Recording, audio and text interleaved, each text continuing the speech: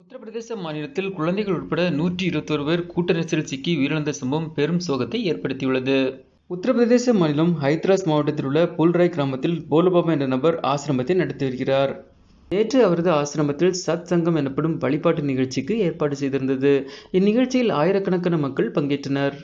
நிகழ்ச்சி முடிந்து மக்கள் புறப்பட்ட போது கடும் நெரிசல் ஏற்பட்டது. ஒருவரை ஒருவர் முண்டியடித்துக் கொண்டு சென்றபோது பலர் கீழே விழுந்து உயிரிழந்தனர். இந்நிலையில் கூட்டம் சற்றே கலைந்த போது ஏராளமானோர் மயங்கிய நிலையில் கிடந்தது தெரிய வந்தது. இதனையடுத்து அவர்களை சோதித்து பார்த்தபோது அவர்களில் பலர் உயிரிழந்திருந்தனர். அந்த இடத்தில் 3 குழந்தைகள், 1 ஆண் மற்றும் 23 பெண்கள் உயிரிழந்திருந்தனர். மேலும் அந்த இடத்தில் ஏராளமானோர் படுகாயமடைந்தனர். அவர்கள் உடனடியாக மருத்துவமனைக்கு அனுப்பி வைக்கப்பட்டனர். மருத்துவமனையில் சிகிச்சை பலனின்றி அடுத்தடுத்து பலர் உயிரிழந்துள்ளனர்.